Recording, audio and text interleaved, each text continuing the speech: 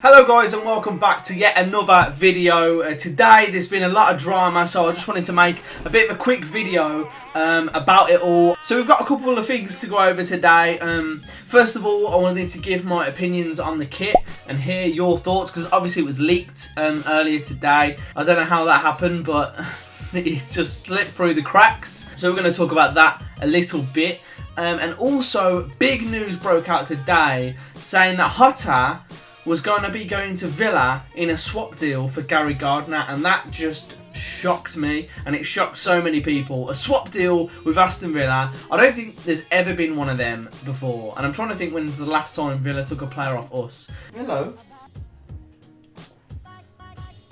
So we have got a lot to talk about today, and I just want to say a big shout out to our sponsors over at OneFootball. Make sure you go and check them out. It is my favourite app on the market. Go and check it out, man. The link is down in the description. The reviews don't lie. Get all your news in one place, and your scores, and your videos, and your Twitter banter, all in one place. It's amazing.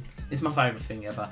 So go and check it out, guys. But without further ado, let's get into the video. So first of all, we're going to talk about the kit, and I'm just going to show you right now the photo that has been leaked. So as you can see, it's Che Adams wearing the new Blues top, and it is quite different to the rest. We knew it was going to be a bit of a different design this year, because it was we had 3 years of templates, and everyone was getting excited for this season because it was going to be something different.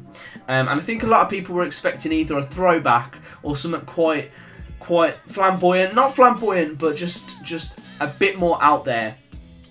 And I think people are a bit, at first glance, and I get this because I thought the same when I seen it for the first time as well. The dark sleeves are they're a bit of a strange one. Like you don't understand why it's like that at the start, but it's really grown on me. The reason it's grown on me, right, is because if you looked at that same shirt, right, that same shirt, and it had the same colour sleeves all the way through, it wouldn't look very different to any other kit we've had before. It would be plain blue, royal blue, a few stripes on the shoulder, different sponsor, and maybe a little yellow trim. I love the yellow trim, by the way. I like this. I like it, man. It's weird because I know I shouldn't like it, but I do. I do like it, and it's probably my favourite kit for a couple of years in terms of home kits. So I'm excited to see what they do with the away one. I hope they don't have the same design for the away one where it's like different colour sleeves. I hope they go for a different sort of design for that.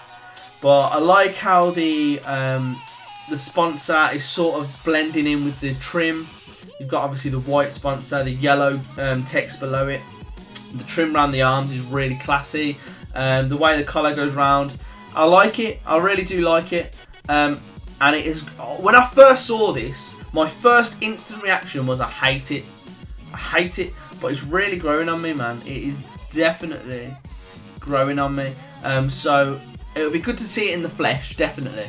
But again, let me know your thoughts on the kit down below. It's been officially released by Blues on Monday, so we'll see what they have to say about it there. Again, it's a bit of a shame it's got leaked because so soon, because obviously it's getting released so soon, but these things do happen. It's just I like the fact that it's not a template. I like the fact it's a little bit different, a little bit out there, and for that reason some people are going to dislike it. I'm sure there were the same amount of people that disliked last season's kit. Moving on to the hotter situation, let me just go and find some tweets. So I found out about this through We Are Birmingham on Twitter. I know a lot of the lads that play for We Are Birmingham. They're a really reliable source on Twitter. So if you're ever looking around and you're not sure who to actually believe, We Are Birmingham will only post something if they're sure of it. And they've got quite reliable sources. So if you do want to drop them a follow, it's at We Are Birmingham on Twitter. So 8 hours ago, as of recording this, at 2:15. We Are Birmingham said, "We understand Gary Gardner and Jota are undertaking medicals today at BCFC and AVFC respectively as part of a swap deal." So obviously a lot of you probably know that already.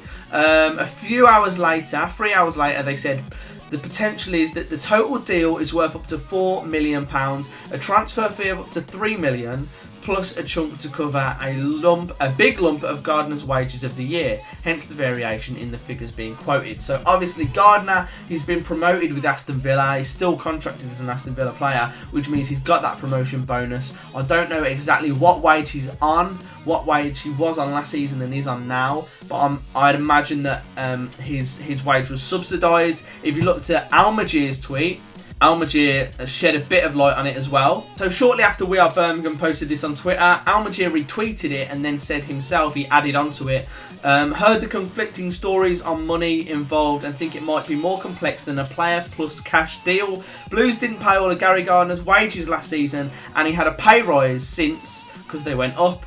Any fee might subsidise his wages. Since then, we've figured out that there is a fee subsidising his wages and a fee that we're getting. My worry was that we were just doing a straight swap, and I didn't want that to happen because I felt like we were giving Aston Villa too good a deal. Obviously, Jota going to Villa in itself, it's like you don't want one of your best players going to your rivals, no matter what division they're in, no matter whether they've just got promoted or anything. Obviously, Dean Smith there. Jota was at his peak of his career at Brentford. I'm sure he'll want to link up with Dean Smith again. It's just, and it's the Premier League as well, so it's easy. On Villa's side, it's a low risk one. They're not paying a lot of money for him. They need to get Gardner off the books anyway. So it's very low risk, and it could have a high payoff because we know how good Jota can be. And who knows? He could do it in the Premier League. I don't know. But when I was first researching Jota when he was joining us, a lot of Brentford fans were saying everything went through him. And now I'm just thinking about it. The reason I got Harry Redknapp tattooed on me rather than Jota was because I thought, what if one day he moved to the Villa? Imagine if I had a Jota tattoo. Oh my god. Oh, imagine. I'd have to get that covered over straight away. So, a Blues fan on Twitter called Katie Mahon said, Gary Gardner on his way to West Hills to sign his contract. Just seen him in Hotwood Services. And she posted a picture of him saying, Gary Gardner. You can see it's him. He's looking a bit sneaky. He's got his subway. And he's ready to sign his contract.